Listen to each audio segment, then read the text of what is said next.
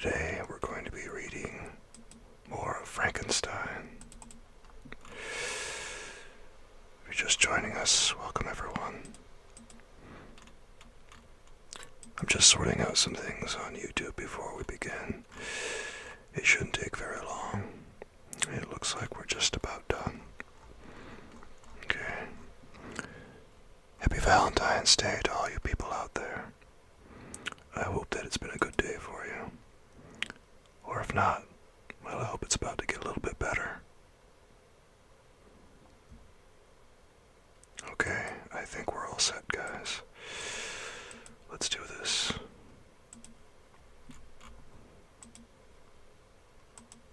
When we left off last time, soulmates, we were on we finished Volume 2 of Frankenstein, and we're about to begin Volume 3.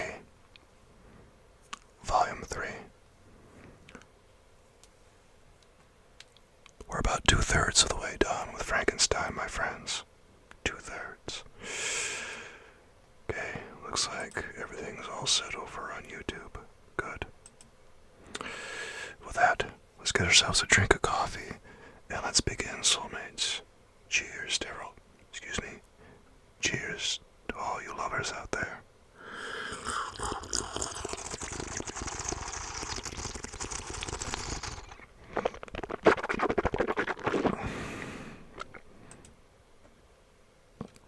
On this Valentine's Day,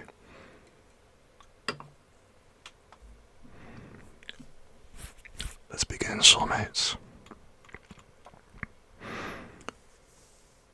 Chapter 1. Day after day, week after week, passed away on my return to Geneva, and I could not collect the courage to recommence my work. I feared the vengeance of the disappointed fiend, yet I was unable to overcome my repugnance to the task which was enjoined me. I found that I could not compose a female without again devoting several months to profound study and laborious disquisition.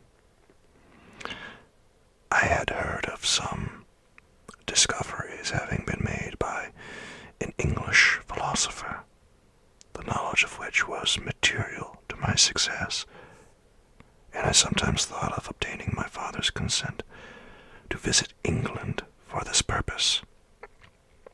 But I clung to every pretense of delay, and could not resolve to interrupt my returning tranquility. My health, which had hitherto declined, was now much restored, and my spirits, when unchecked by the memory of my unhappy promise, rose proportionably. My father saw this change with pleasure, and he turned his thoughts towards the best method of eradicating the remains of my melancholy, which every now and then would return by fits, and with a devouring blackness overcast the approaching sunshine. At these moments I took refuge in the most perfect solitude. I passed whole days on the lake, alone in a little boat, watching the clouds and listening to the ripple of the waves, silent and listless. But the fresh air and bright sun seldom failed to restore me to some degree of composure. And on my return, I met the salutations of my friends with a readier smile and a more cheerful heart.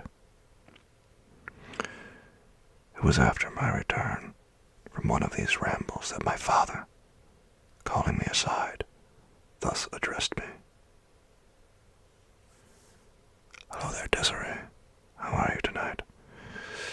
I hope that you're doing well. It's always see you. What's going on? Also, happy Valentine's Day.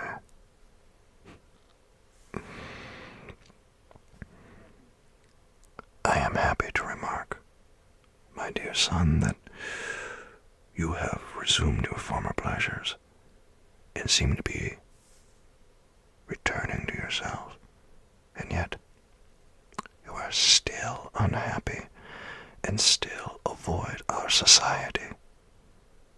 For some time I was lost in conjecture as to the cause of this, but yesterday an idea struck me, and if it is well-founded, I conjure you to avow it. Reserve on such a point would be not only useless, but draw down treble misery on us all. Oh, I sound super hot. Well, thank you, Desiree. I think that's good. I try. Hello, Amy. How are you tonight? Happy Valentine's Day. All you lovers out there, I hope that you're doing well. And I appreciate you being here with me. You're not so bad yourself, Desiree. Cheers to that. That's some nice smoke work too, Amy. I like that.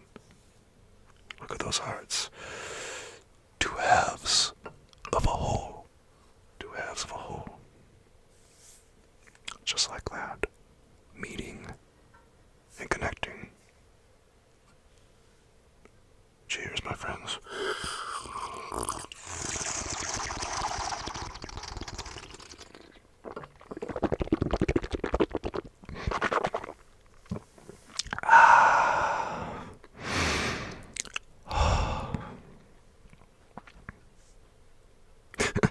Cheers to things connecting, indeed, Amy.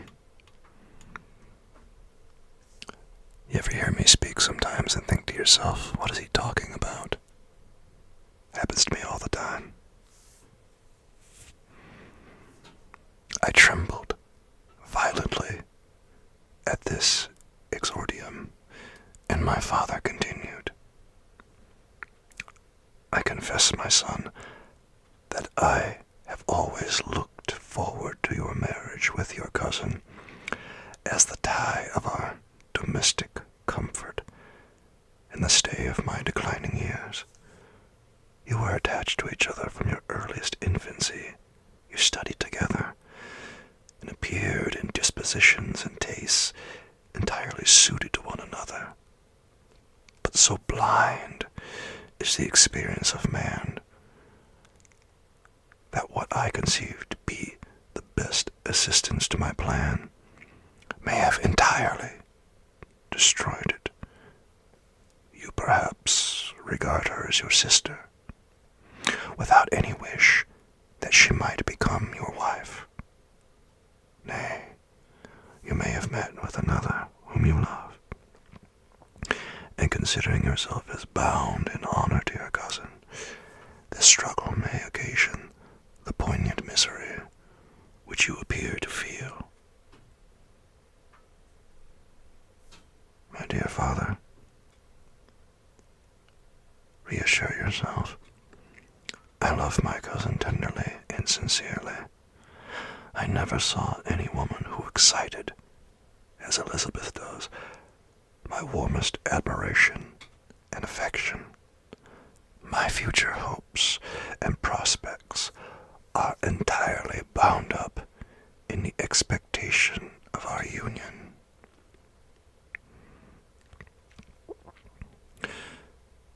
The expression of your sentiments on this subject, my dear Victor, give me more pleasure than I have for some time experienced. If you feel thus, we shall assuredly be happy. However, present events may cast a gloom over us, but it is this gloom which appears to have taken so strong a hold of your mind that I wish to dissipate. Tell me, therefore, whether you object to immediate solemnization of the marriage. We have been unfortunate, and recent events have drawn us from that everyday tranquility befitting my years and infirmities. You are younger, yet I do not suppose, possessed as you are of a competent fortune, that an early marriage would at all interfere with any future plans of honor and utility that you may have formed. Do not suppose, however, that I wish to dictate happiness to you, or that a delay on your part would cause me any serious uneasiness. Interpret my words with candor, and answer me, I conjure you, with confidence and sincerity. I listened to my father in silence, and remained for some time incapable of offering any reply. I revolved rapidly in my mind a multitude of thoughts, and endeavored to arrive at some conclusion. Alas, to me the idea of an immediate union with my cousin was one of horror and dismay. I was bound by a solemn promise, which I had not yet fulfilled, and dared not break. Or if I did, what manifold miseries might not impend over me and my devoted family? Could I enter into a festival with this deadly weight, yet hanging round my neck and bowing me to the ground? I must perform my engagement, and let the monster depart with his mate, before I allowed myself to enjoy the delight of a union from which I expected peace.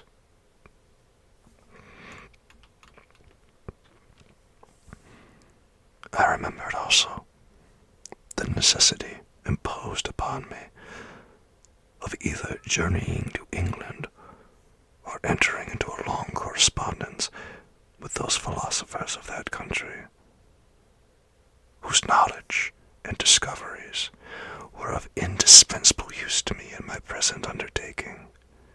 The latter method of obtaining the desired intelligence was dilatory and unsatisfactory.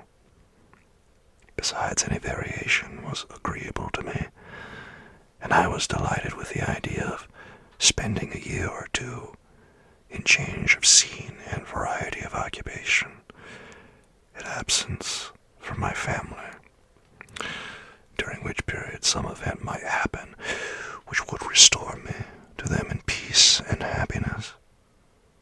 My promise might be fulfilled, and the monster have departed, or some accident might occur to destroy him and put an end to my slavery forever. Hello, Splash, how are you? It's good to see you over there. Yeah, we're doing ASMR. How's it going? I'm glad that you're here, Splash. What's going on tonight? Oh, Dick, how you doing, too? It's good to see you, too. What's going on? It's good to have everyone here with me. I hope you all find this pleasant and relaxing as usual. As we read Frankenstein together, my friends, we're currently on volume 3. Doing amazing. You finally get to sleep with this. Oh, thank you, Splash. I appreciate that. We're currently streaming to Twitch and YouTube. Just in case anyone thought I had completely disappeared from Twitch, the answer is a resounding no, I have not. I have not. I appreciate that, Splash. These feelings dictated my answer to my father. I expressed a wish to visit England, but, concealing the true reasons of this request, I clothed my desires under the guise of wishing to travel and see the world before I sat down for life within the walls of my native town. I urged my entreaty with earnestness father was easily induced to comply, for a more indulgent and less dictatorial parent did not exist upon earth. Our plan was soon arranged. I should travel to Strasbourg, where Clerval would join me. Some short time would be spent in the towns of Holland, and our principal stay would be in England. We should return by France, and it was agreed that the tour should occupy the space of 2 years. My father pleased himself with the reflection that my union with Elizabeth should take place immediately on my return to Geneva. "These 2 years," said he, "will pass swiftly, and it will be the last delay that will oppose itself to your happiness. And indeed, I earnestly desire that period to arrive when we shall be united, and neither hopes or fears arise to disturb our domestic calm." "I am content," I replied, "with your arrangement. By that time we shall both have become wiser, and I hope happier than we are at present." I sighed. But my father kindly forbore to question me further concerning the cause of my dejection. He hoped that new scenes and the amusement of traveling would restore my tranquility.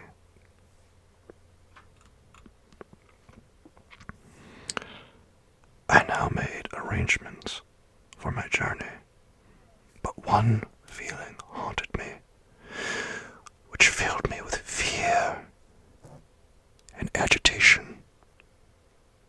During my absence, I should leave my friends unconscious of the existence of their enemy, and unprotected from his attacks, exasperated as he might be by my departure.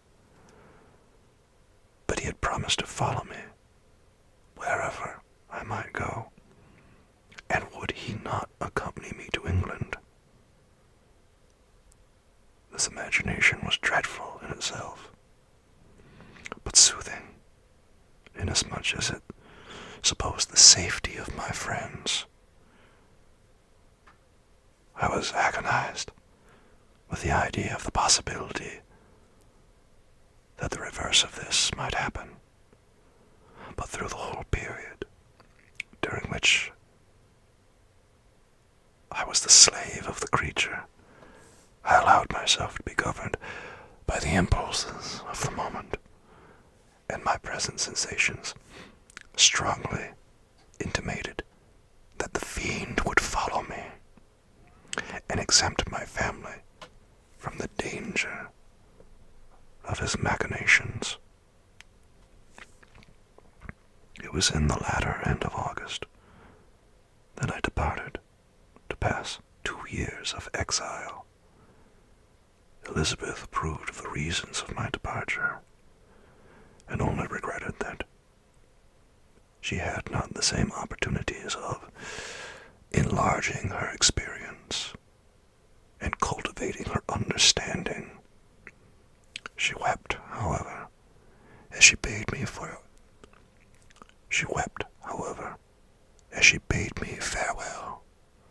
and entreated me to return happy and tranquil. "We all," said she, "depend upon you, and if you are miserable, what must be our feelings?" I threw myself into the carriage that was to convey me away, hardly knowing whither I was going, and careless of what was passing around. I remembered only, and it was with a bitter bitter anguish that I reflected on it, to order that my chemical instruments should be packed to go with me. For I resolved to fulfill my promise while abroad, and return, if possible, a free man, filled with dreary imaginations. I passed through many beautiful and majestic scenes, but my eyes were fixed and unobserving. I could only think of the bourne of my travels, and the work which was to occupy me whilst they endured.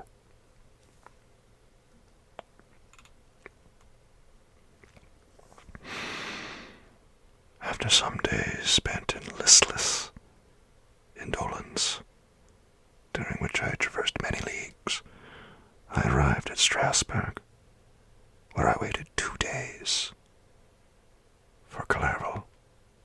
He came. Alas, how great was the contrast between us! He was alive to every new scene, joyful when he saw the beauties of the setting sun, and more happy when he beheld it rise and recommence a new day. He pointed out to me the shifting colors of the landscape and the appearances of the sky. "This is what it is to live," he cried.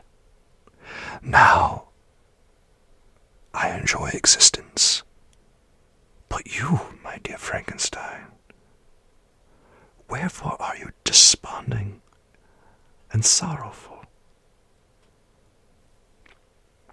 In truth, I was occupied by gloomy thoughts, and neither saw the descent of the evening star, nor the golden sunrise reflected in the Rhine. And you, my friend, would be far more amused with the journal of Clerval, who observed the scenery with an eye of feeling and delight, than to listen to my reflections. I, a miserable wretch, haunted by a curse that shut up every avenue to enjoyment. We had agreed to descend the Rhine in a boat from Strasbourg to Rotterdam, whence we might take shipping for London. During this voyage, we passed by many willowy islands, and saw several beautiful towns. We stayed a day at Mannheim, and on the 5th, from our departure from Strasbourg, arrived at Mayence. The course of the Rhine below Mayence becomes much more picturesque. The river descends rapidly and winds between hills, not high but steep, and of beautiful forms.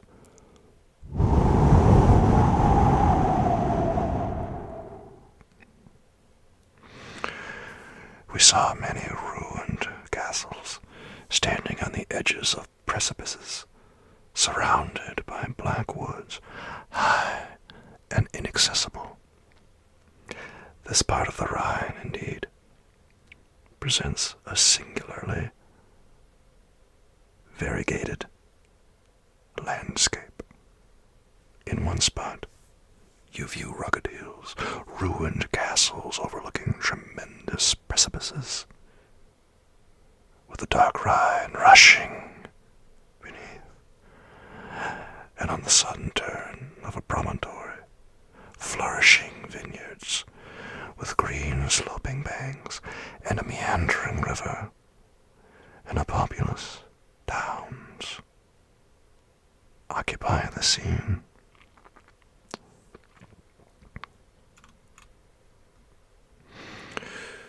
We traveled at the time of the vintage, and heard the song of the laborers, as we glided down the stream, even I, depressed in mind, and my spirits continually agitated by gloomy feelings, even I was pleased. I lay at the bottom of the boat, and as I gazed on the cloudless blue sky, I seemed to drink in a tranquility to which I had long been a stranger. And if these were my sensations, who can describe those of Henry? He felt as if he had been transported to fairyland and enjoyed a happiness seldom tasted by man. I have seen, he said, the most beautiful scenes of my own country. I have visited the lakes of Lucerne and Uri, where the snowy mountains descend almost perpendicularly, the water casting black and impenetrable shades, which would cause a gloomy and mournful appearance, were it not for the most verdant islands that relieve the eye by their gay appearance. I have seen this lake agitated by a tempest, when the wind tore up whirlwinds of water,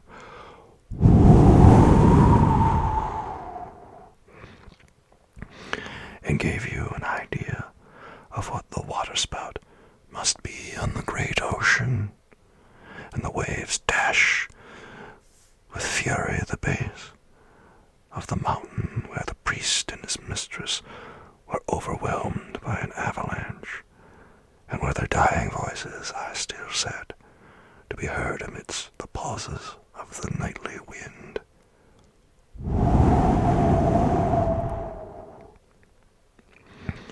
I have seen the mountains of La Valais and the Pays de Vaud, but this country, Victor, pleases me more than all those wonders. The mountains of Switzerland are more majestic and strange, but there is a charm in the banks of this divine river, and I never before saw equaled. Look at that castle which overhangs yon precipice, and that also on the island, almost concealed amongst the foliage of those lovely trees. And now, that group of laborers coming from among their vines, and that village half hid in the recess of the mountain. Oh, surely, the spirit that inhabits and guards this place has a soul more in harmony with man than those who pile the glacier or retire to the inaccessible peaks of the mountains of our own country. Hello there, lag cats. How are you doing? I hope that you're doing very well tonight. Also, happy Valentine's Day. My good fairy tale teller. Oh, thank you. I appreciate that, lag cats. Oh, thank you. I appreciate that. I'm glad to hear it. I hope so, or else I'm in trouble.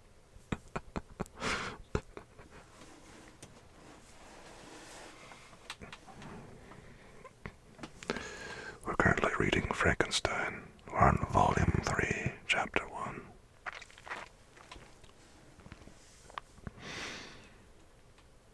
Clavel, beloved friend, even now,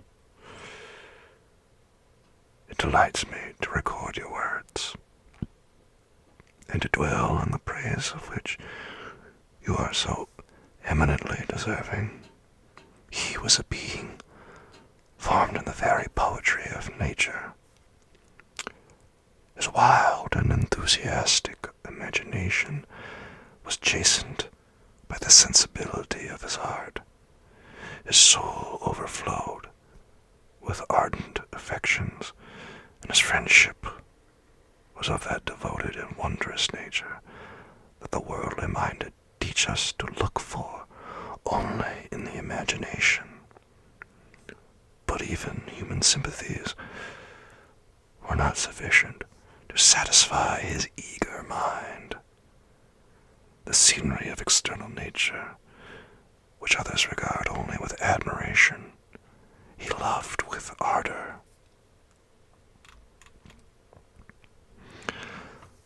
The sounding cataract haunted him like a passion. The tall rock, the mountain, and the deep and gloomy wood, their colors and their forms, were then to him an appetite, a feeling, and a love that had no need of a remoter charm, by thought supplied or any interest unborrowed from the eye. And where does he now exist? Is this gentle and lovely being lost forever? Has this mind, so replete with ideas, imaginations, fanciful and magnificent, which formed a world whose existence depended on the life of its creator, has this mind perished? Does it now only exist in my memory?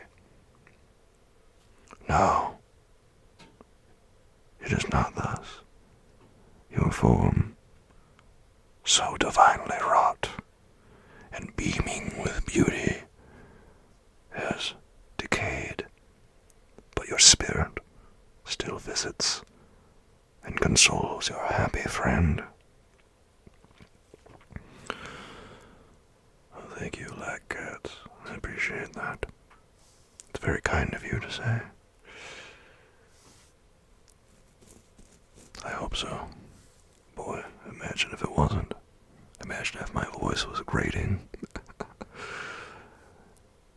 Oh, people on YouTube would have an awfully fun time, wouldn't they? Nah, I don't know if anyone is watching on YouTube right now, but I hope they are. Or if not, I hope they do after the fact. I like to edit these together after the fact and send them on over to YouTube. Speaking of which, I need to edit a new video soon, soulmates. They're not especially hard to edit, it takes a bit of time, you know what I mean?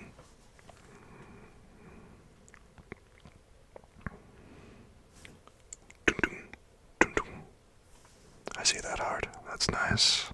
Thank you, Black Cats. Pardon this gush of sorrow. These ineffectual words are but a slight tribute to the unexampled worth of Henry. But they soothe my heart, overflowing with the anguish which his remembrance creates. I will proceed with my tale. Beyond Cologne, we descended to the plains of Holland, and we resolved to post the remainder of our way. For the wind was contrary,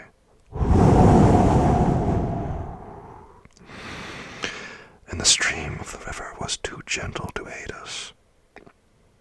Our journey here lost the interest arising from beautiful scenery, but we arrived in a few days at Rotterdam, whence we proceeded by sea to England. It was on a clear morning in the latter days of December that I first saw the white cliffs of Britain. The banks of the Thames presented a new scene. They were flat, but fertile, and almost every town was marked by the remembrance of some story. We saw Tilbury Fort, and remembered the Spanish Armada, Gravesend, Woolwich, and Greenwich, places which I had heard of even in my country. At length, we saw the numerous steeples of London, St. Paul's towering above all, and the tower famed in English history.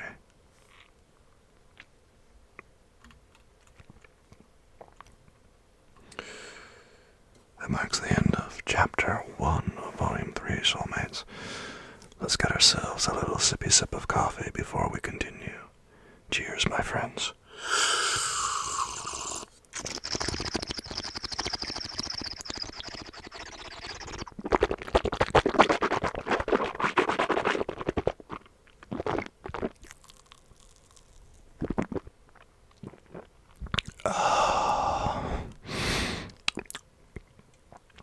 It's tasty. It's not even good coffee, but it's still tasty because it is coffee.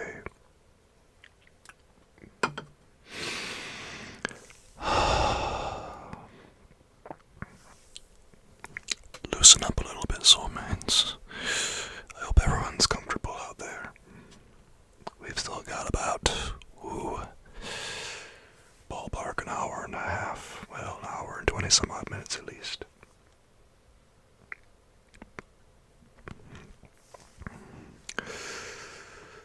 Chapter 2.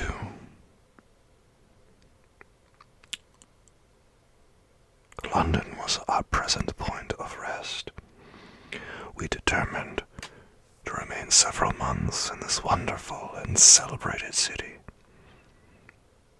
Clerval desired the intercourse of the men of genius and talent who flourished at this time, but this was with me a secondary object. I was principally occupied with the means of obtaining the information necessary for the completion of my promise, and quickly availed myself of the letters of introduction that I had brought with me, addressed to the most distinguished natural philosophers. If this journey had taken place during my days of study and happiness, it would have afforded me inexpressible pleasure. But a blight had come over my existence, and I only visited these people for the sake of the information they might give me on the subject in which my interest was so terribly profound. Company was irksome to me. When alone, I could fill my mind with the sights of heaven and earth.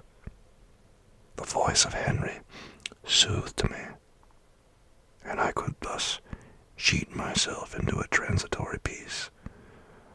But busy, uninteresting, joyous faces brought back despair to my heart. I saw an insurmountable barrier placed between me and my fellow men. This barrier was sealed with the blood of William and Justine, and to reflect on the events connected with those names filled my soul with anguish. But in Clerval, I saw the image of my former self. He was inquisitive and anxious to gain experience and instruction. The difference of manners which he observed was to him an inexhaustible source of instruction and amusement. He was forever busy, and the only check to his enjoyments was my sorrowful and dejected mien. I tried to conceal this as much as possible, that I might not debar him from the pleasures natural to one who was entering on a new scene of life, undisturbed by any care or bitter recollection. I often refused to accompany him, alleging another engagement, that I might remain alone. And I also began to collect the materials necessary for my new creation, and this was to me like the torture of single drops of water continually falling on the head. Every thought that was devoted to it was in extreme anguish, and every word that I spoke in allusion to it caused my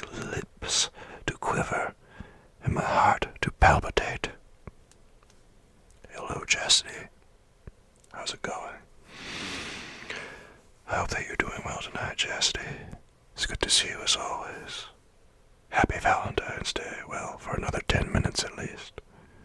But I guess we can still count it after midnight, depending on the time zone. How are you tonight? It's good to see you as always.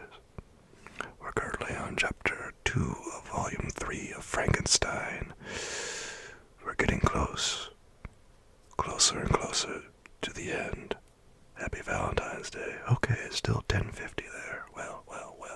Happy Valentine's Day then. I'm glad you're awesome. I'm okay too. Thank you, lad cats. Anguish means tortured or in pain, stuff like that. I appreciate it, lad cats. Thank you.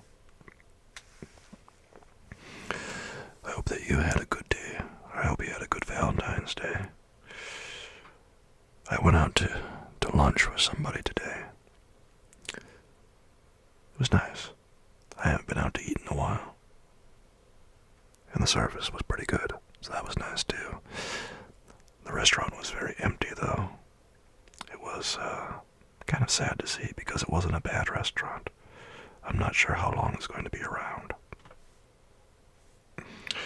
You had a good Valentine's Day. Oh, good. Lots of champagne and beer. Oh, that's a good Valentine's Day indeed. Champagne and beer. God. Sounds like you had some fancy stuff going on. It was fun. It was fun, Chastity.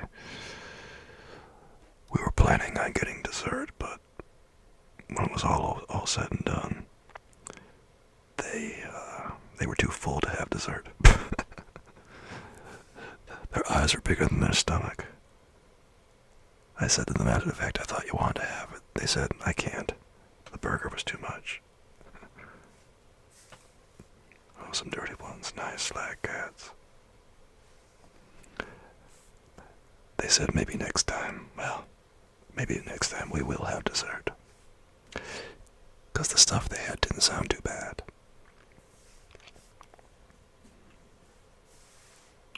Burgers, do it ourselves? No, we went to a restaurant. Literal dessert. No. Not that kind of dessert. I mean like a sundae. Literal dessert, like ice cream or brownies and stuff. They had ice cream and they had sundaes. But too much hamburger.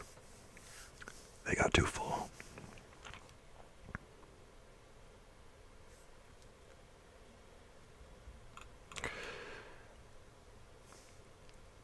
After passing some months in London, we received a letter from a person in Scotland who had formerly been our visitor in Geneva.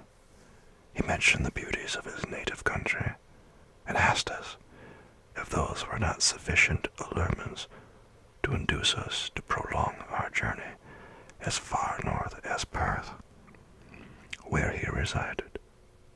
Clerval eagerly desired to accept this invitation, and I, although I abhor society, wished to view again mountains and streams, and all the wondrous works with which nature adorns her chosen dwelling places.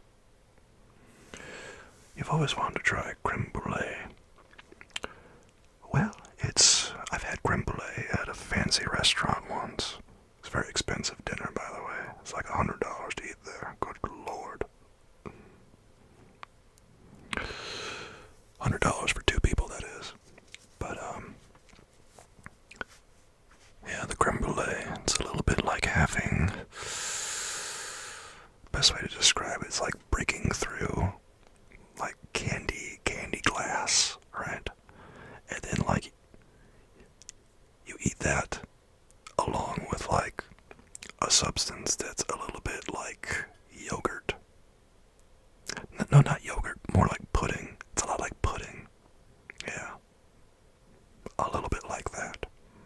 It's very sweet. Exactly, Amy.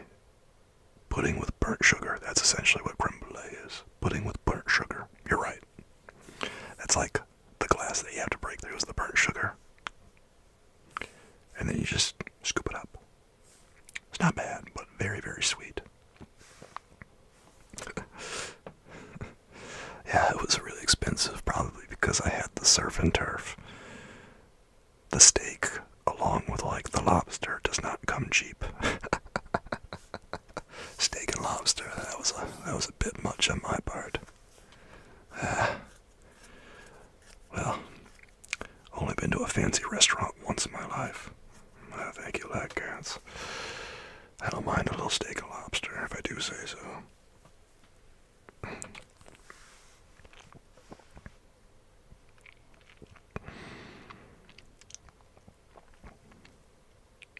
We had arrived in England at the beginning of October, and it was now February. We accordingly determined to commence our journey towards the north at the expiration of another month.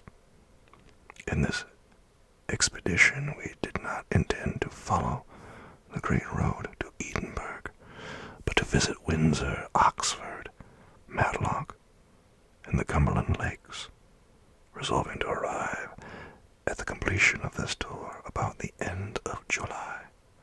I packed my chemical instruments and the materials I had collected, resolving to finish my labors in some obscure nook in the northern highlands of Scotland. We quitted London on the 27th of March and remained a few days at Windsor, rambling in its beautiful forest. This was a new scene to us mountaineers. The majestic oaks, the quantity of game, and the herds of stately deer were all novelties to us. You would take me to a fancy restaurant, huh, lad cats? What kind of fancy restaurant? It was Chastity, but I've only been there once. Only once. I like having lobster, but ironically, I kind of prefer having crab. A lot of people don't agree with me about that. Anything I would want. Oh, the sky's the limit. Well.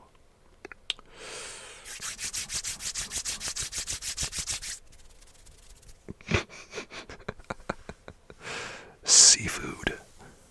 Surf and turf. Yeah.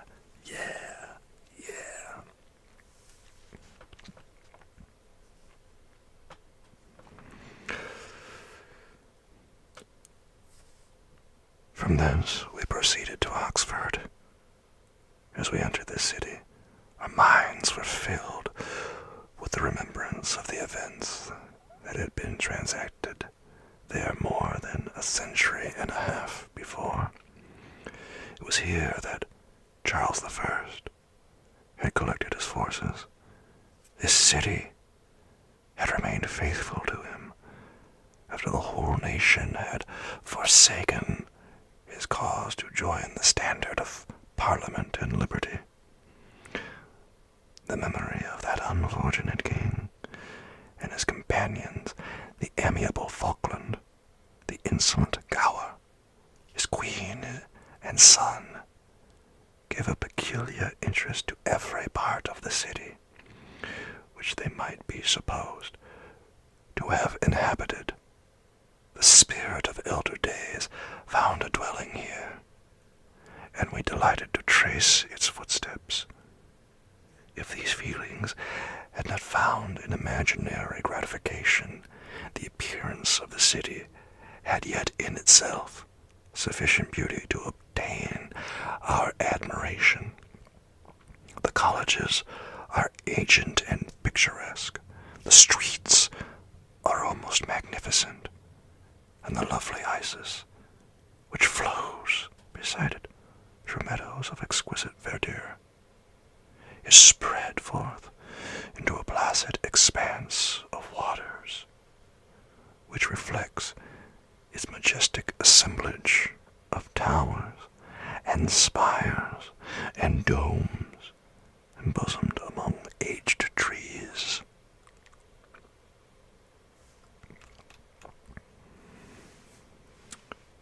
Thank you, lad cats. of seafood. Well, probably lobster, crab. Either one. You really can't go wrong. A lot of people don't like crab. Crab takes a lot of effort, but boy does it taste nice.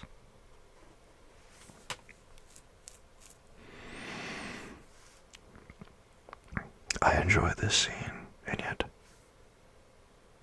my enjoyment was embittered both by the memory of the past and the anticipation of the future. I was formed for peaceful happiness. During my youthful days, discontent never entered my mind. And if I was ever overcome by ennui, the sight of what is beautiful in nature, or the study of what is excellent and sublime in the productions of man, could always interest my heart and communicate elasticity to my spirits. But I am a blasted tree.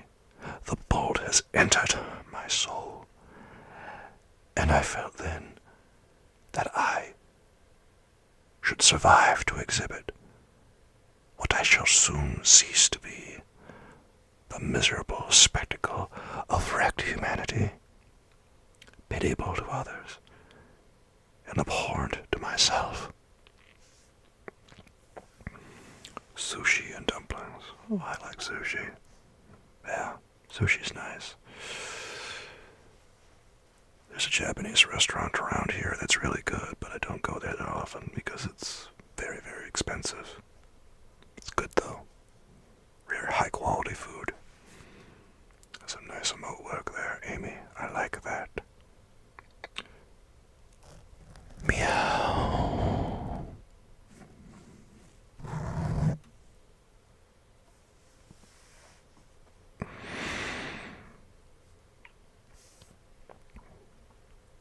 We passed a considerable period at Oxford, rambling among its environs and endeavoring to identify every spot which might relate to the most animating epoch of English history.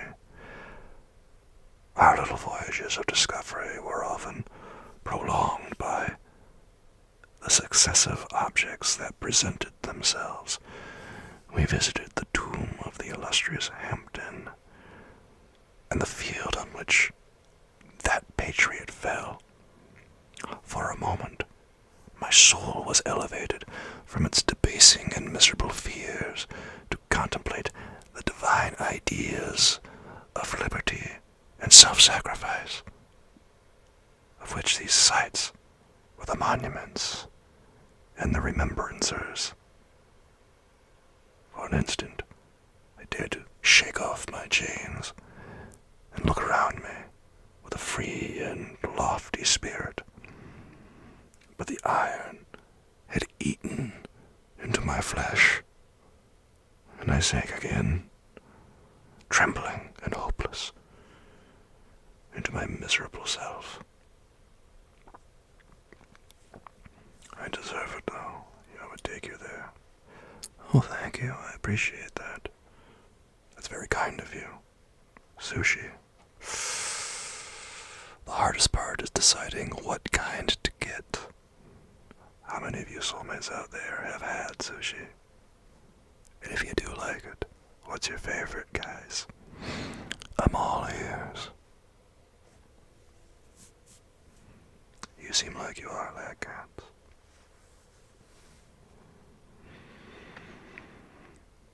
We left Oxford with regret and proceeded to Matlock, which was our next place of rest. The country in the neighborhood of this village resembled to a greater degree the scenery of Switzerland, but everything is on a lower scale, and the green hills want the crown of distant white Alps, which always attend on the piney mountains of my native country. We visited the Wondrous Cave and the little cabinets of natural history, where the monstrosities are disposed in the same manner as in the collections at Servox and Chamonix. The latter names made me tremble when pronounced by Henry, and I hastened to quit Matlock, with which that terrible scene was thus associated.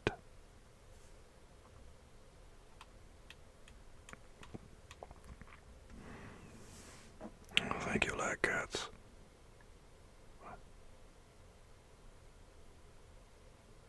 Oh, do we really? Wow, that is crazy.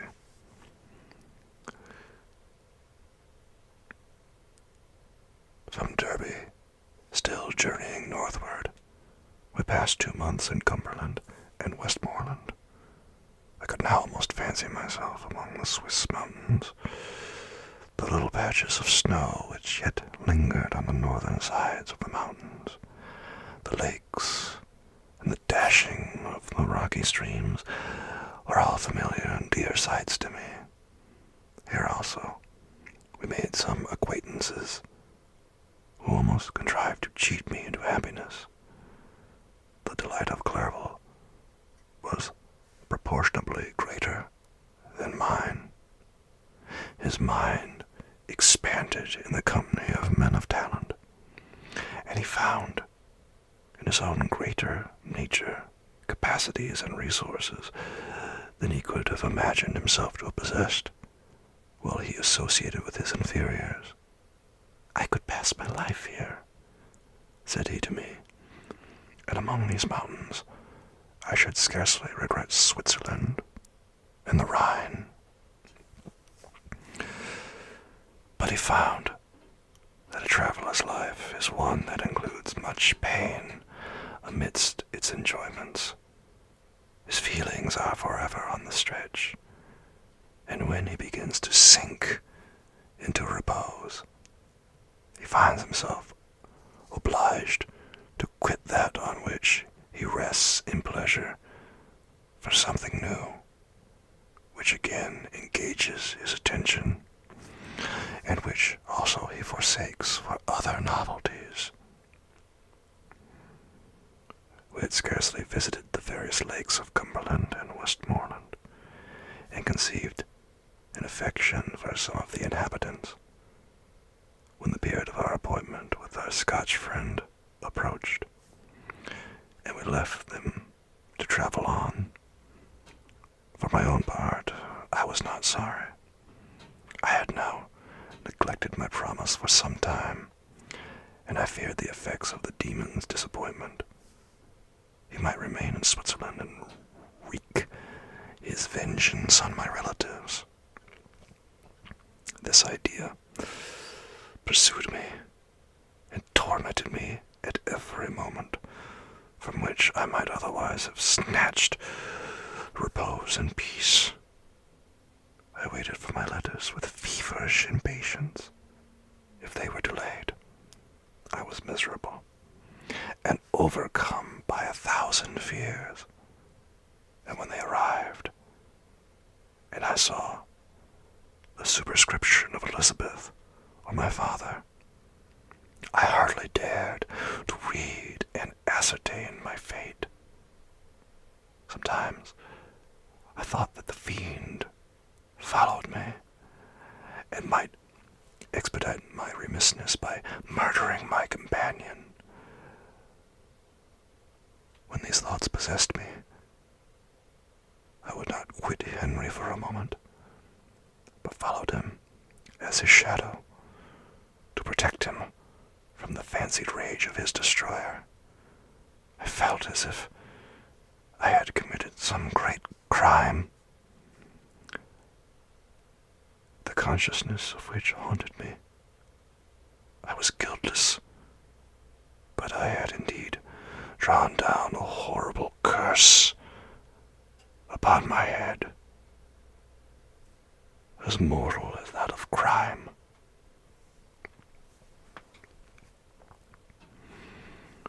I visited Edinburgh with languid eyes and mind, and yet that city, might have interested the most unfortunate being. Clerval did not like it so well as Oxford, for the antiquity of the latter city was more pleasing to him. But the beauty and regularity of the new town of Edinburgh, its romantic castle, and its environs, the most delightful in the world, Arthur's Seat, St. Bernard's Well, and the Pentland Hills, compensated him for the change, and filled him with cheerfulness and admiration. But I was impatient to arrive at the termination of my journey.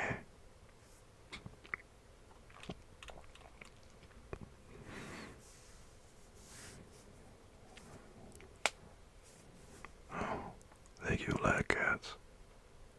Thank you, Amy.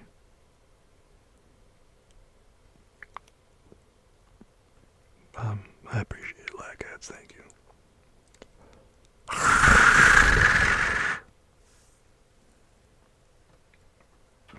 Cheers, Amy.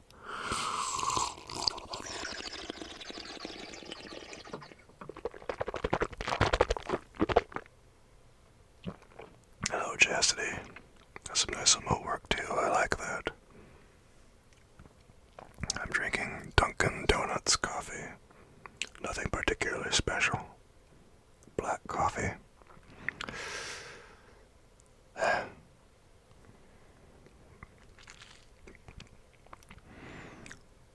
We left Edinburgh in a week, passing through Cupar, St. Andrews, and along the banks of the Tay to Perth, where our friend expected us.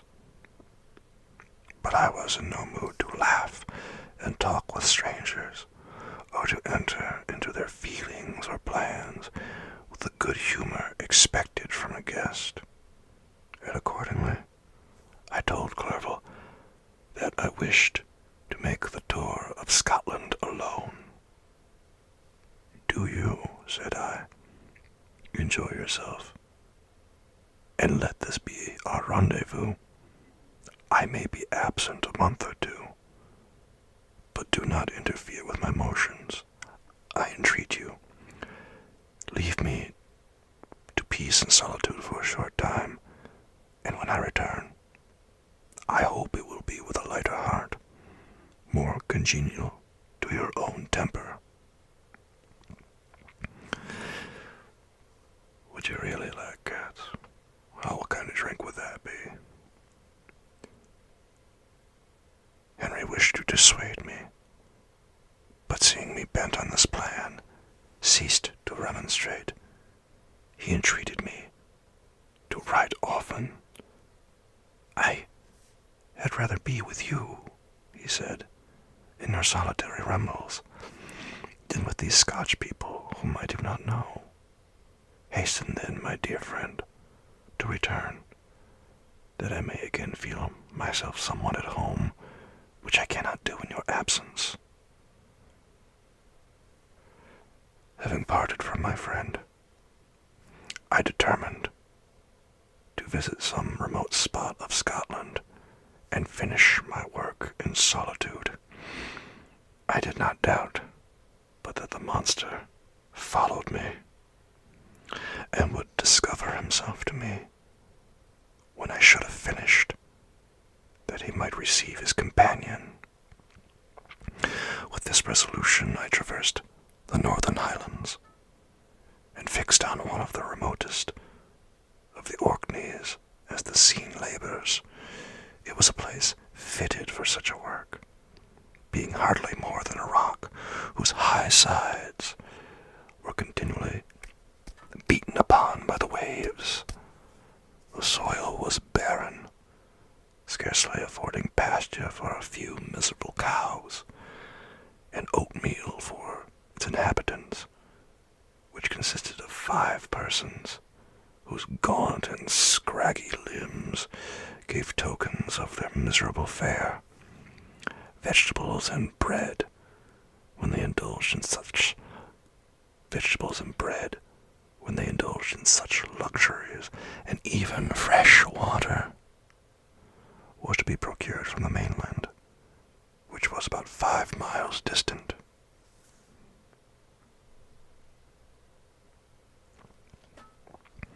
A scotch. Well, I don't really drink, but I appreciate it. Did I do any movies? No, I have not done any movies. Afraid not. But never say never, right? On the whole island, there were but 3 miserable huts, and one of these was vacant when I arrived. This I hired. It contained but 2 rooms, and these exhibited all the squalidness of the most miserable penury. The thatch had fallen in, the walls were unplastered, and the door was off its hinges. I ordered it to be repaired, bought some furniture, and took possession. An incident which would doubtless have occasioned some surprise had not all the senses of the cottagers been benumbed by want and squalid poverty. As it was, I lived ungazed at and unmolested, hardly thanked for the pittance of food and clothes which I gave. So much does suffering blunt even the coarsest sensations of men.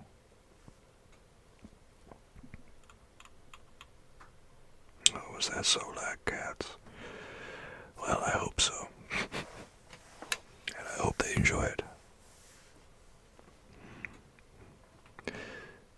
In this retreat, I devoted the morning to labor, but in the evening, when the weather permitted, I walked on the stony beach of the sea to listen to the waves as they roared and dashed at my feet. It was a monotonous yet ever-changing scene. I thought of Switzerland. It was far different from this desolate and appalling landscape. Its hills are covered with vines, and its cottages are scattered thickly in the plains. Its fair lakes reflect a blue and gentle sky, and when troubled by the winds, their tumult is but the play of a lively infant when compared to the roarings of the giant ocean.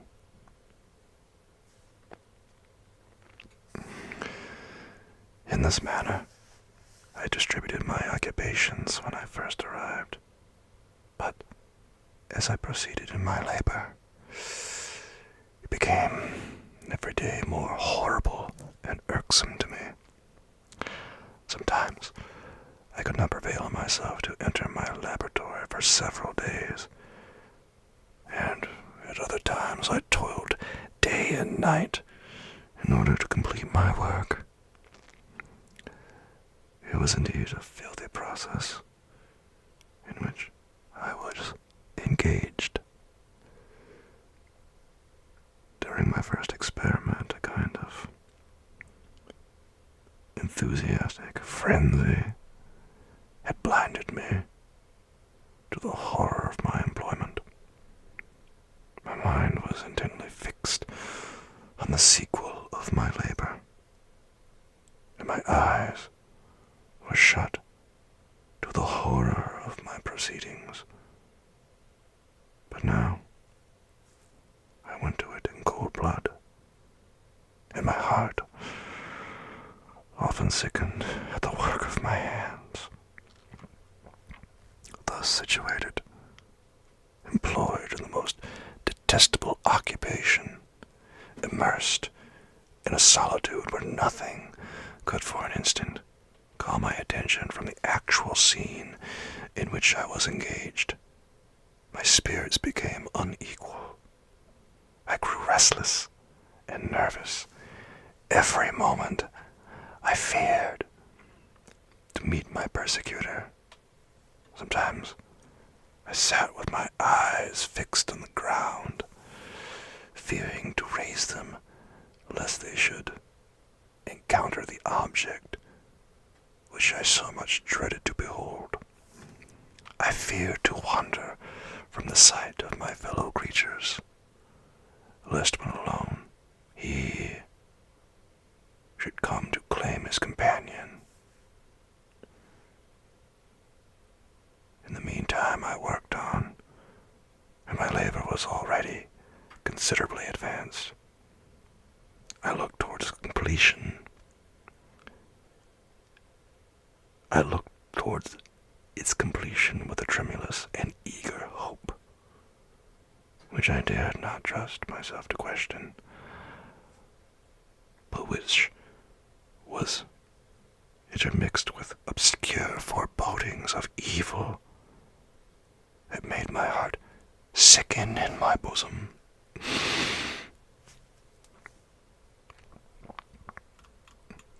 That marks the end of chapter 2, my friends. Hello there, smile entity, how are you? I hope that you're doing well tonight. Well, thank you, lag cats. Well, here's hoping, right? Cheers to that. Fingers crossed, my friend. You're alright. Well, that's better than being terrible.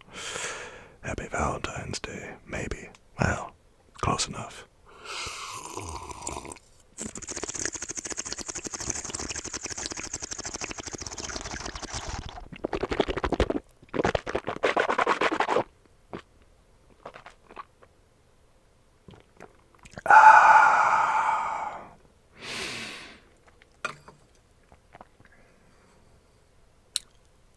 I did drink, and it was good. Sweet, sweet coffee, my friends. If you're just joining us, we're on chapter 3 of volume 3 of Frankenstein. Indeed. Yes, they do. That's very correct, smile. One cannot betray their anatomy. Do I have a YouTube? Yes, there's a link to Soulkeeper ASMR Bedtime Stories on YouTube on my Twitch page here. I am currently restreaming over there, so if there's anyone on YouTube watching, feel free to come hang out on Twitch. Or if you just want to watch it after the fact, that's cool too. But it's called Soulkeeper ASMR Bedtime Stories. And there's a link here on Twitch.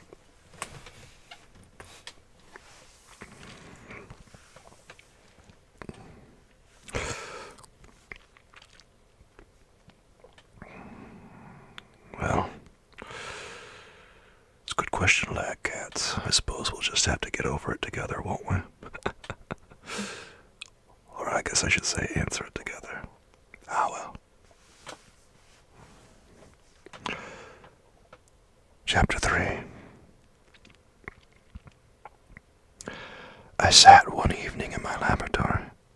The sun had set, and the moon was just rising from the sea. I had not sufficient light for my employment, and I remained idle, in a pause of consideration of whether I should leave my labor for the night, or hasten his conclusion by an unremitting attention to it. As I sat, a train of reflection occurred to me, which led me to consider the effects of what I was now doing.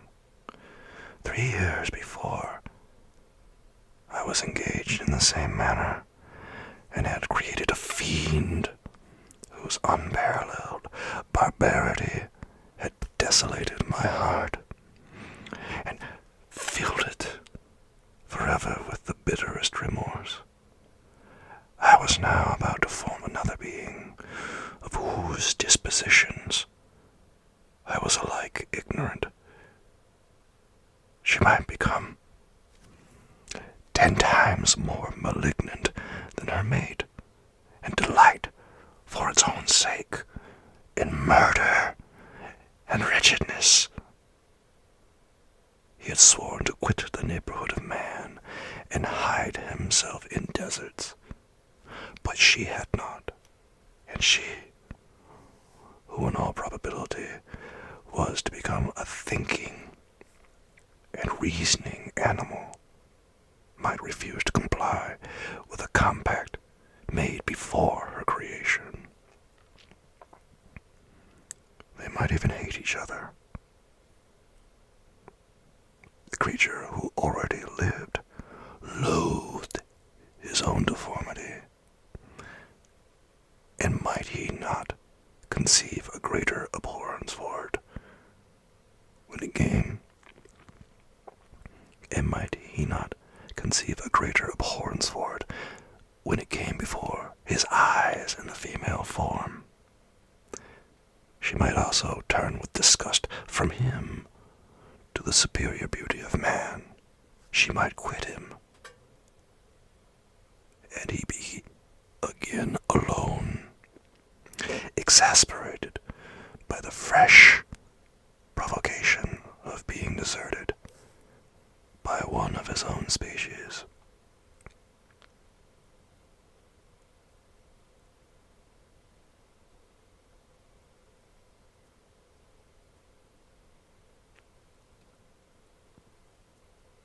Oh, thank you, lag cats.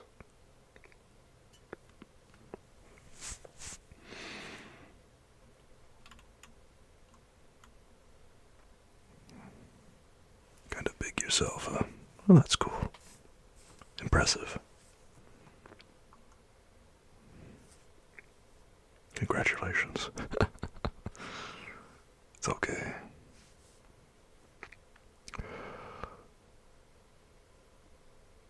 Even if they were to leave Europe and inhabit the deserts of the New World,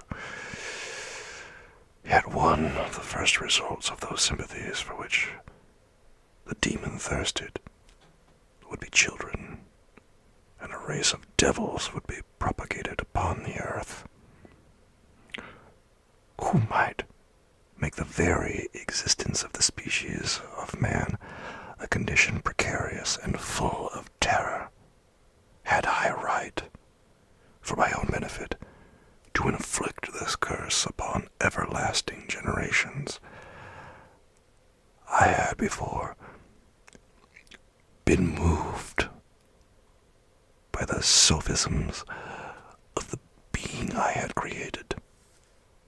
I had been struck senseless by his fiendish threats.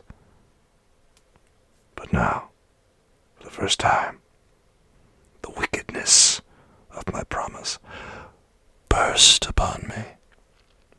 I shuddered to think that future ages might curse me as their best, whose selfishness had not hesitated to buy its own peace at the price, perhaps, of the existence of the whole human race.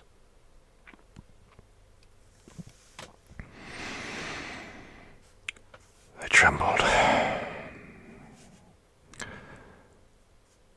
and my heart failed within me, when, on looking up, I saw, by the light of the moon, the demon at the casement. A ghastly grin wrinkled his lips as he gazed on me, where I sat, fulfilling the task he had allotted to me. Yes, he had followed me in my travels. He had loitered in forests, hid himself in caves, or taken refuge in wide and desert heaths, and now came to mark my progress and claim the fulfillment of my promise. As I looked on him, his countenance expressed the utmost extent of malice and treachery. I thought with a sensation of madness on my promise of creating another like him, and trembling with passion, tore to pieces the thing on which I was engaged. The wretch saw me destroy the creature on whose future existence he depended for happiness.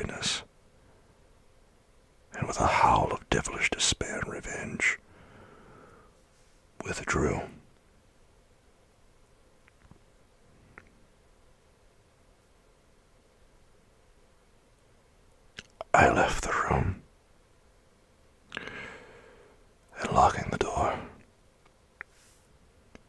made a solemn vow in my heart never to resume my labors. And then, with trembling steps, I sought my own apartment. I was alone. None were near to me. None were near me to dissipate the gloom and relieve me from the sickening oppression of the most terrible reveries. Several hours passed, and I remained near my window gazing on the sea. It was almost motionless, for the winds were hushed, and all nature reposed under the eye of the quiet moon. A few fishing vessels alone specked the water, and now and then the gentle breeze wafted the sound of voices.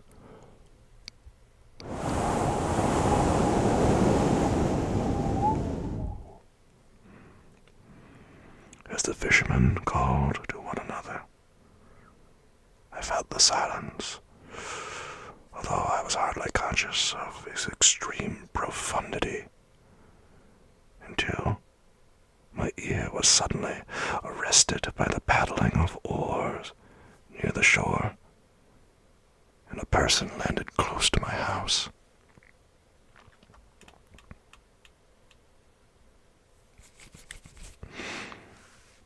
No, thank you, lad cats. I appreciate it.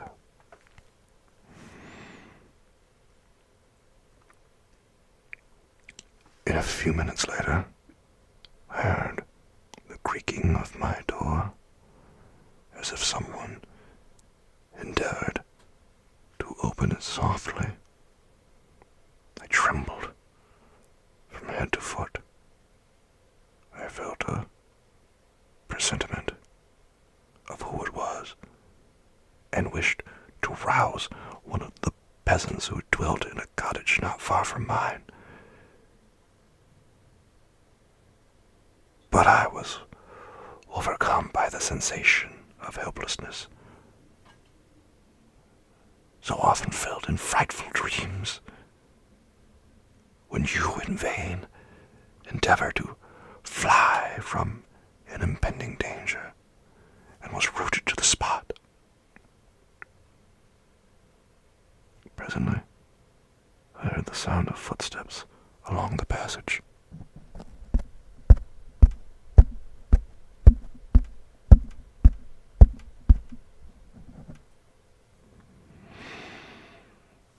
The door opened,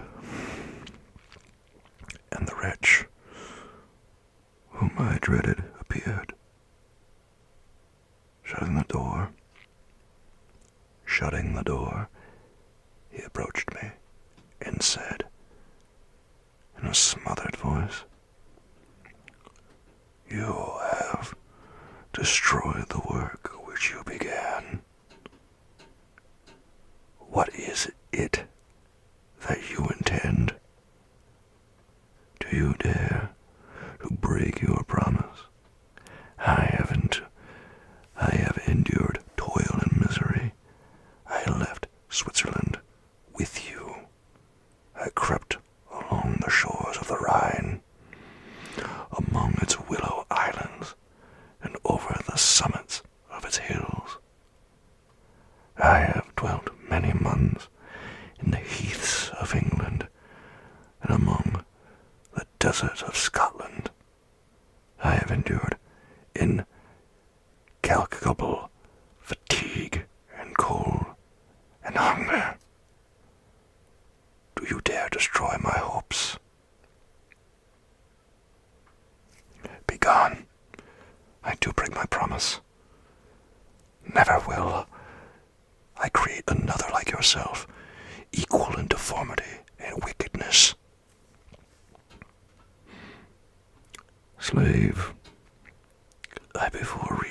with you. But you have proved yourself unworthy of my condescension. Remember that I have power. You believe yourself miserable, but I can make you so wretched that the light of day will be hateful to you. You are my creator, but I am your master. Obey.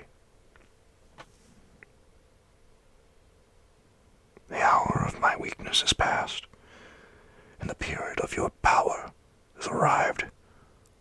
Your threats cannot move me to do an act of wickedness, but they confirm me in the resolution of not creating you a companion in vice. Shall I in cool blood set loose upon the earth a demon whose delight is in death and wretchedness? Begone. I am firm, and your words will only exasperate my rage.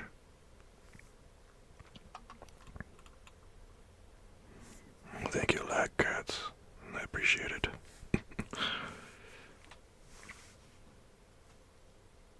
I'm in the next Gladiator movie, or what? God. I hope so. Hollywood comes knocking, I'll answer the door. Why not?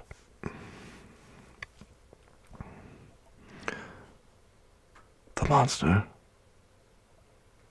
saw my determination in my face and gnashed his teeth in the impotence of anger.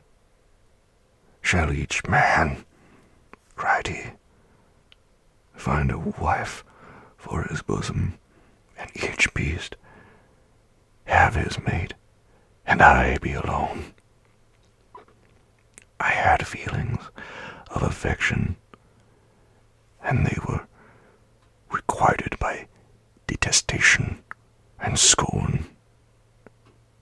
Man you may hate, but beware, your hours will pass in dread and misery, and soon the bolt will fall, which must ravish from you your happiness forever.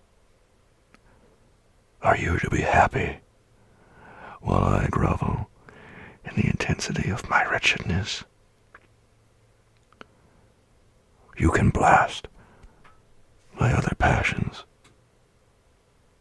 but revenge remains. Revenge, henceforth dearer than light or food. I may die, but first you, my tyrant and tormentor, shall curse the sun that gazes on your misery. Beware, for I am fearless, and therefore powerful. I will watch with the wiliness of a snake, that I may sting with its venom, and you shall repent of the injuries you inflict. Devil, cease, and do not poison the air with these sounds of malice. I have declared my resolution to you, and I am no coward to bend beneath words. Leave me. I am inexorable. It is well. I go. But remember, I shall be with you on your wedding night. I started forward and exclaimed, Villain, before you sign my death warrant, be sure that you are yourself safe.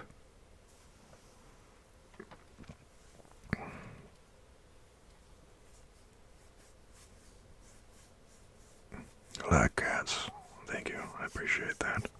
This is my call. I appreciate that. Well, I hope so. Otherwise, I'm in trouble. God, I hope I'm good at it. I have no idea if I am until I hear the recording. I don't know, people just told me I was.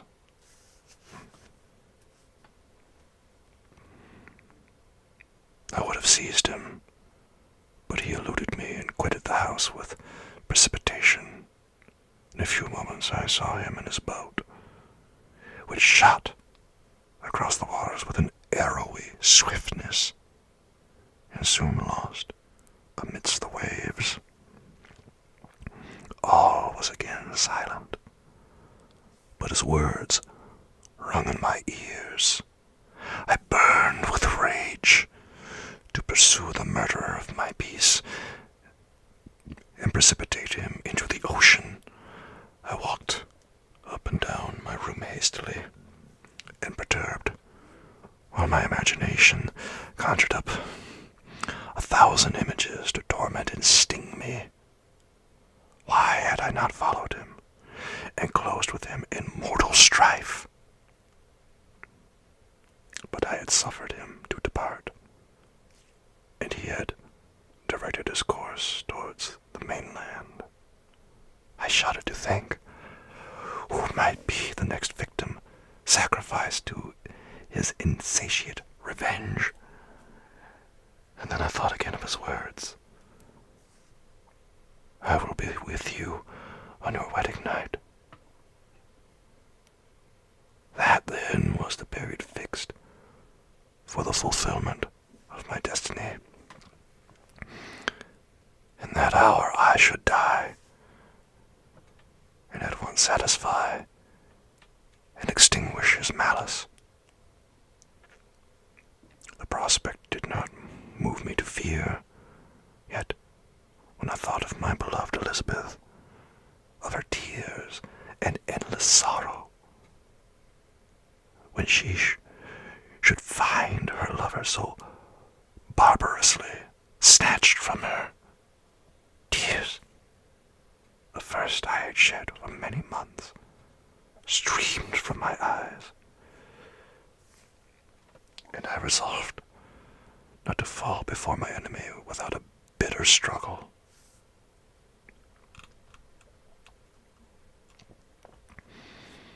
Oh, yeah.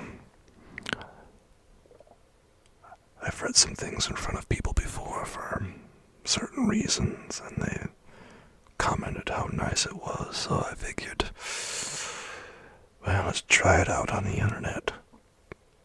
What's the worst that could happen, right? And so far I've got 200 plus subscribers on YouTube, so I guess it's not that bad. Maybe. I hope not.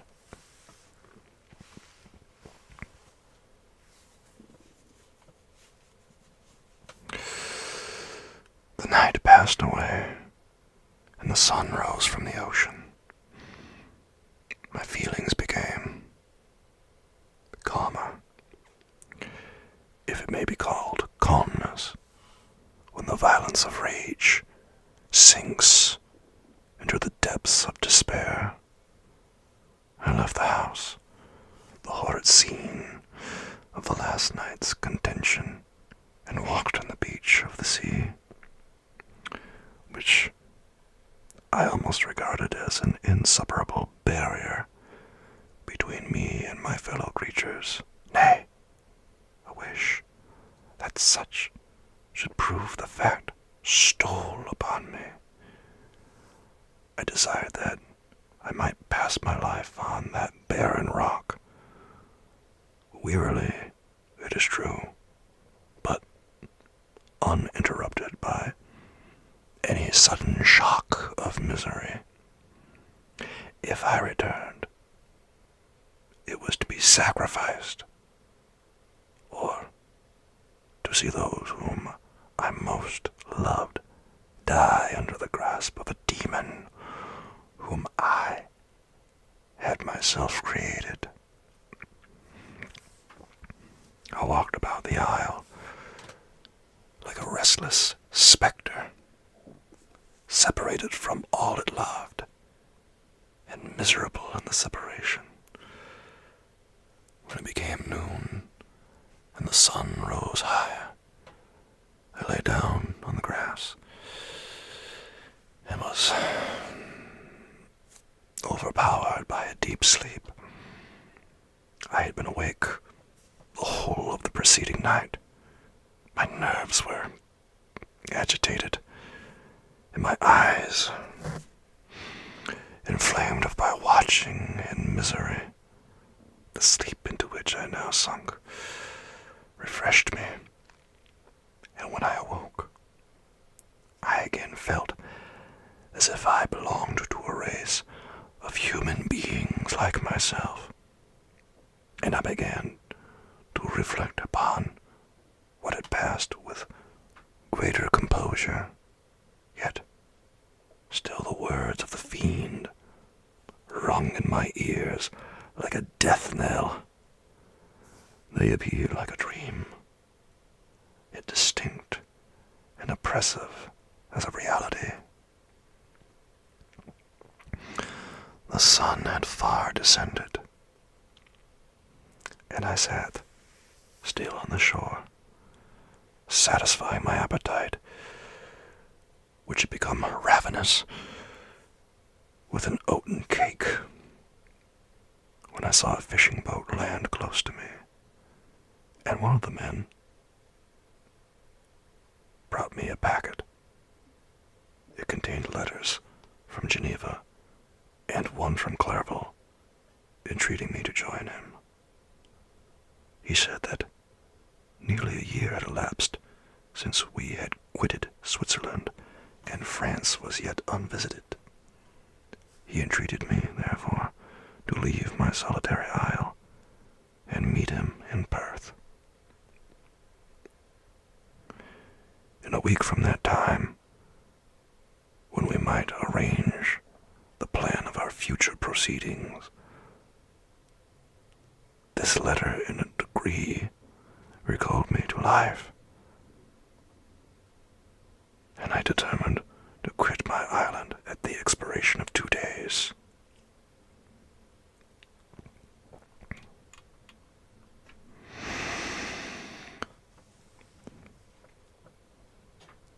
Yet, before I departed, there was a task to perform on which I shuddered to reflect.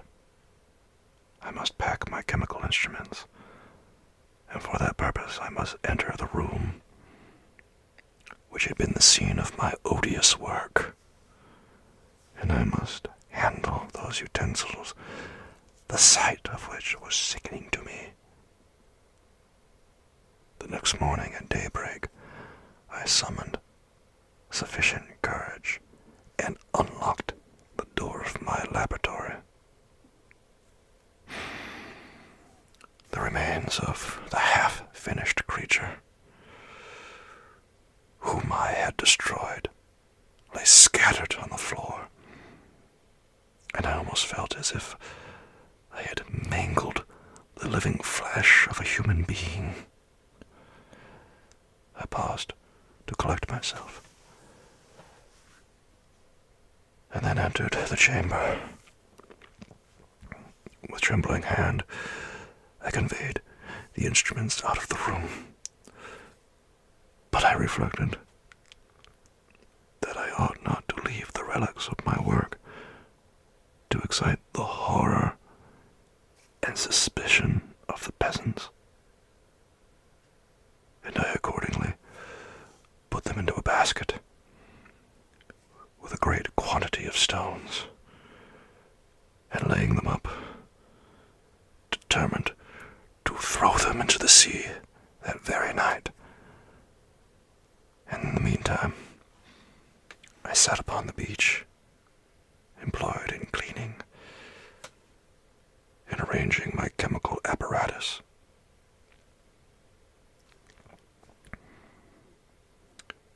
Nothing could be more complete than the alteration that had taken place in my feelings since the night of the appearance of the demon.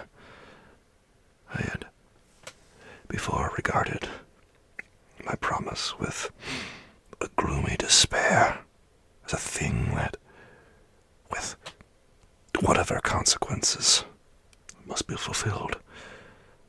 But I now felt as if a film had been taken from before my eyes, and that I, for the first time, saw clearly. The idea of renewing my labors did not, for one instant, occur to me. The threat I had heard weighed on my thoughts. But I did not reflect that a voluntary act of mine could avert it. I had resolved in my own mind that to create another like the fiend I had made would be an act of the basest and most atrocious selfishness, and I banished from my mind every thought that could lead to a different conclusion.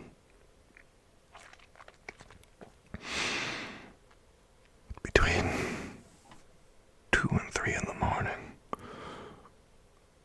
the moon rose, and I then, putting my basket aboard a little skiff, sailed out about 4 miles from the shore.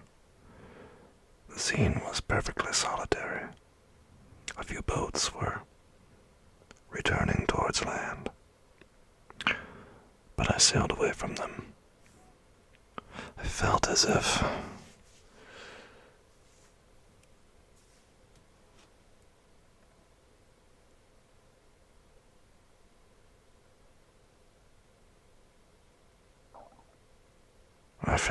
I was about the commission of a dreadful crime, and avoided with shuddering anxiety any encounter with my fellow creatures.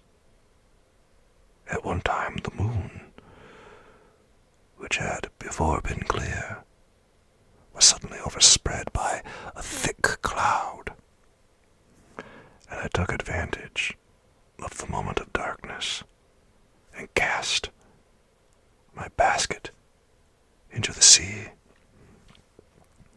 I listened.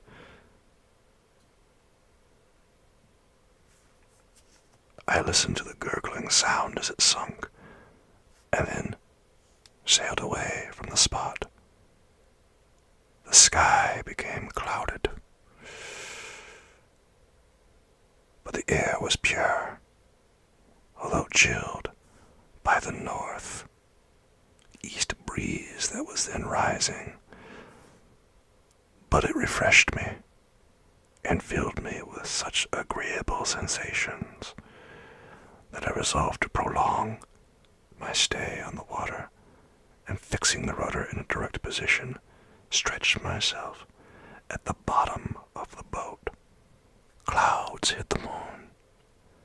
Everything was obscure, and I heard only the sound of the boat as its keel cut through the waves. The murmur lulled me, and in a short time I slept soundly.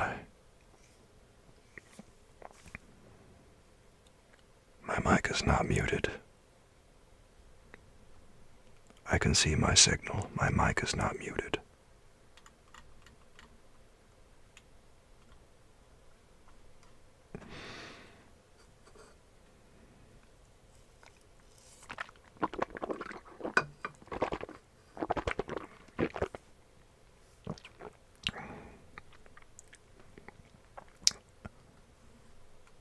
My mic is not muted. Thank you.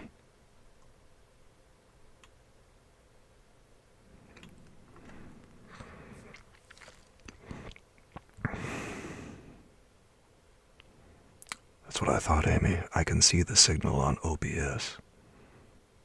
It hasn't been muted for the entire stream.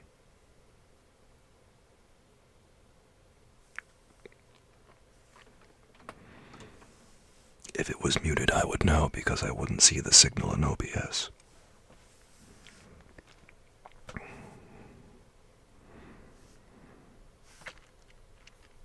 I do not know how long I remained in this situation, but when I awoke, I found that the sun had already mounted considerably. The wind was high,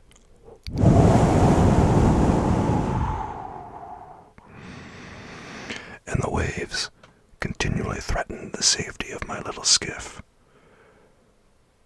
I found that the wind was northeast and must have driven me far from the coast from which I had embarked. I endeavored to change my course, but quickly found that if I again made the attempt, the boat would be instantly filled with water. Thus situated, my only resource was to drive before the wind. I confess I felt a few sensations of terror.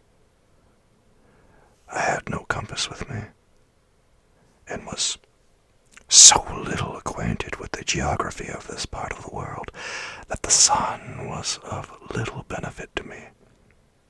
I might be driven into the wide Atlantic and feel all the tortures of starvation, or be swallowed up in the immeasurable waters that roared and buffeted around me.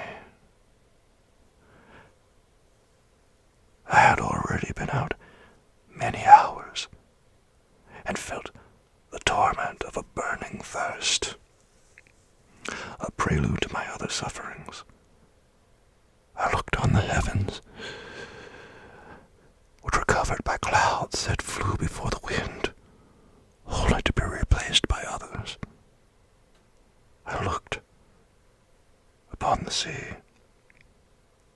It was to be my grave. "Fiend," I exclaimed, "your task is already fulfilled." I thought of Elizabeth, of my father, and of Clerval, and sunk into a reverie so despairing and frightful that even now, when the scene is on the point of closing before me forever, I shudder to reflect on it. Can you listen to me on YouTube? Yes, you can. My YouTube channel is Soulkeeper ASMR Bedtime Stories, and there's a link here on Twitch where you see the links. Do I know who you are? Black cats.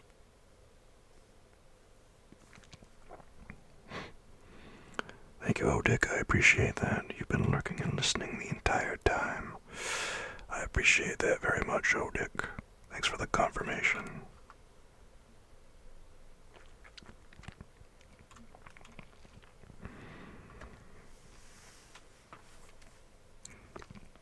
Some hours passed thus, but by degrees, as the sun declined towards the horizon, the wind died away into a gentle breeze, and the sea became free from breakers, but these gave place to a heavy swell. I felt sick, and hardly able to hold the rudder, when suddenly I saw a line of highland towards the south. Almost spent, as I was by fatigue and the dreadful suspense I endured for several hours, this sudden certainty of life rushed like a flood of warm joy to my heart, and tears gushed from my eyes. How mutable are our feelings, and how strange is that clinging love we have of life, even in the excess of misery. I constructed another sail with a part of my dress, and eagerly steered my course towards the land. It had a wild and rocky appearance, but as I approached nearer, I easily perceived the traces of civilization. I saw vessels near the shore, and found myself suddenly transported back to the neighborhood of civilized man.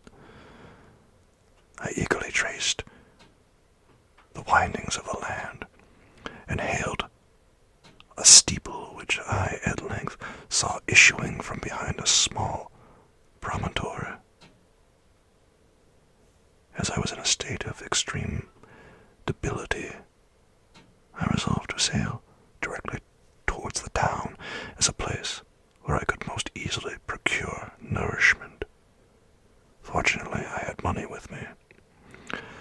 As I turned the promontory, I perceived a small, neat town and a good harbor, which I entered, my heart pounding with joy at my unexpected escape. As I was occupied in fixing the boat and arranging the sails, several people crowded towards the spot. They seemed very much surprised at my appearance, but instead of offering me any assistance, whispered together with gestures that at any other time might have produced in me a slight sensation of alarm.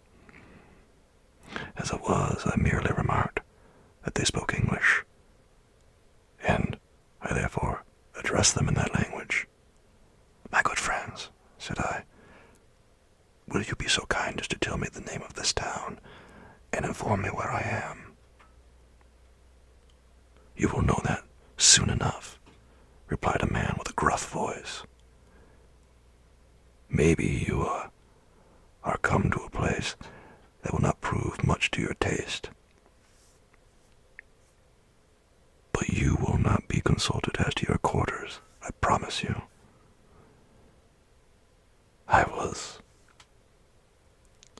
exceedingly surprised on receiving so rude an answer from a stranger, and I was also disconcerted on perceiving the frowning and angry countenances of his companions. "Why do you answer me so roughly?" I replied. "Surely it is not the custom of Englishmen to receive strangers so inhospitably." "I do not know," said the man, "what the custom of the English may be, but it is the custom of the Irish to hate villains."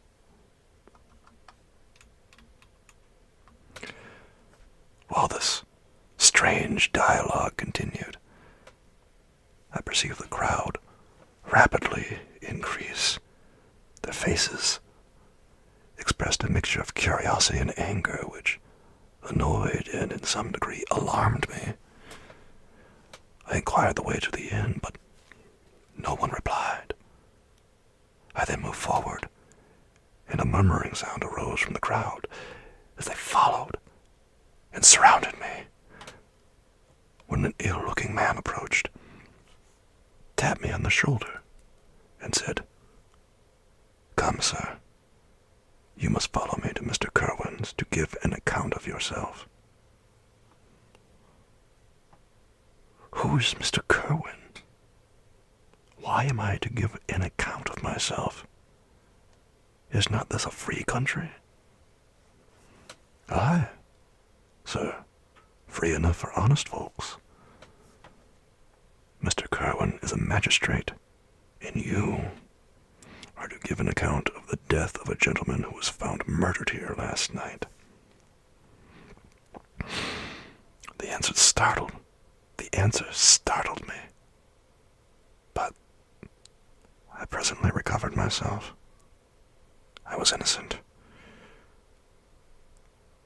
That could easily be proved. Accordingly, I followed my conductor in silence and was led to one of the best houses in the town.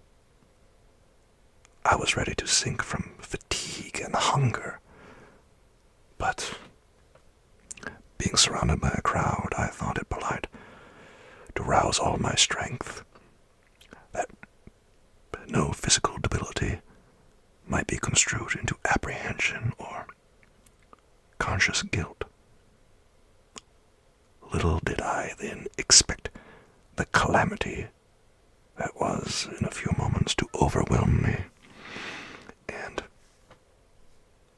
extinguish in horror and despair all fear of ignominy or death. I must pause here, for it requires all my fortitude to recall the memory of the frightful events which I am about to relate in proper detail to my recollection. I should read murder stories, huh? Like cats. That marks the end of Chapter 3 of Volume 3, Soulmates. That was a long chapter, wasn't it, guys? That was a pretty big one. Wow. Well, there's a few murder stories out there. Don't see why not. I started reading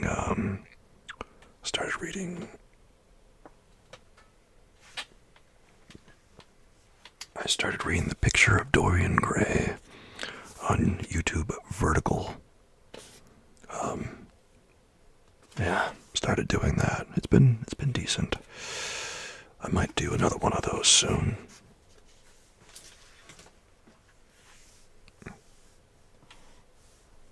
YouTube Vertical. I was doing Dorian Gray. Yeah. Hey, they're trying to push vertical streaming, so I figure why not, right? Thank you, Amy. Cheers, my friends.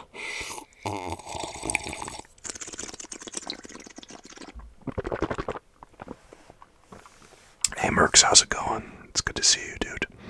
I hope that you're doing well tonight, my friend. I appreciate that lag, cats. Right now I'm planning on streaming here again on Sunday, where we'll continue. I don't know what we should do after Frankenstein yet. I did say I wanted to read Dracula.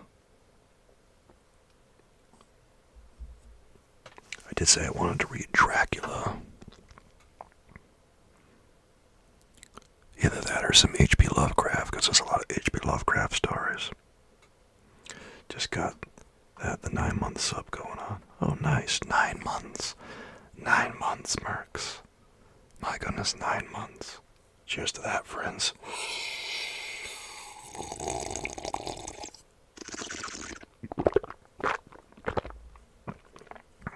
Okay, Black Cats, sounds good. Cheers.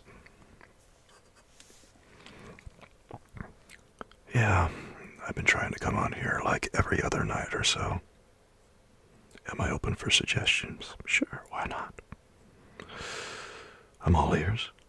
Hopefully we do things that aren't too bad.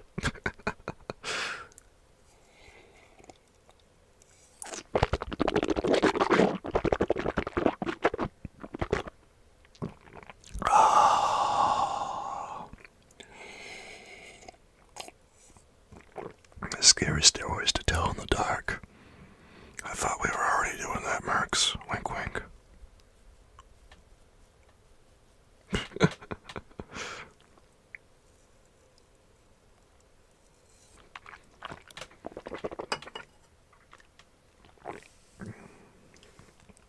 Oh, I know. I'm kind of surprised that they sold those books to kids, Mercs, because some of them are pretty intense. How'd they get away with that? That's crazy to think about, right? They just sold those to kids and no one thought any the wiser. But like we knew, didn't we? We looked at those. We looked at them and we read them and good God. Thank you, Black Cats. I'd like to think so. I hope that everyone enjoys what we're doing here. Thank you, Black Cats. I'll try my best. All these streams I do restream to YouTube. So if anyone wants to catch the VOD, they can catch it there. All the VODs are over there. So I take these chapters and edit them together into videos after the fact. And I need to edit another one very soon because I haven't done it in a little bit. I might do that tonight after we're done here.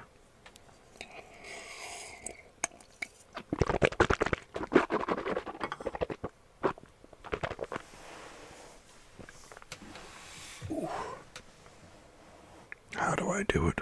What? Multicasting. There's a bunch of different multicasting services out there that let you do that sort of thing. And YouTube has a built-in editor. The voice. I don't know, it's just my voice. I don't know. Beats me.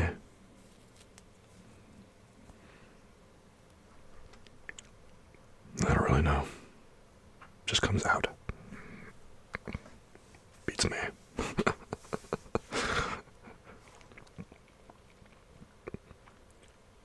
Thank you, Marks. I appreciate that.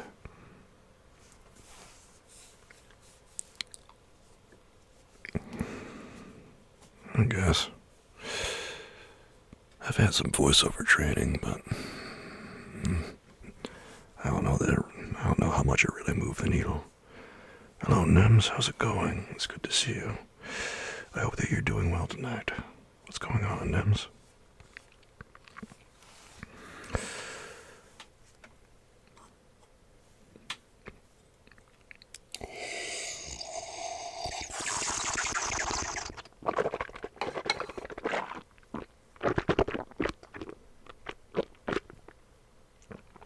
Alright, soulmates. Getting beaten up by the wife. Oh my goodness. I'm so sorry, Nems. Tell her to ease up. I hope so, Mercs. I look forward to the polls. By the way, s'mores won. S'mores. S'mores. S'mores. I'm glad s'mores won because I picked s'mores. Oh, okay, well. As long as you like it, Nems. Who am I to judge? You probably did, Amy. S'mores won. I'm not mad. I like s'mores. Alright, guys. Guys, I gotta rest my back for a bit. I've been at it all week. But I'll see you guys again here on Sunday. My back is a little tired, so I have to take a rest, guys. But I want to thank everyone for hanging out, spending your time and listening, and I hope you all found this very pleasant and relaxing, my friends. And as always, it's always good to see you guys. Thank you for being here, everybody. Please be sure you check out Soulkeeper ASMR Bedtime Stories if you want to hear more stuff like this, or you just want to rewatch the stream or anything like that. It's up there for you to see, guys. You have a great night too, Mercs, and thank you for stopping by and being here. And you too, Nems, and Amy, Odick, Ladcats, Chastity, and everybody else out there. Oh, Splash was here too. And everybody watching, thank you too. Have a great night, everybody. I'll see you again on Sunday, guys. Thank you, Ladcats. Good night, everybody. I appreciate being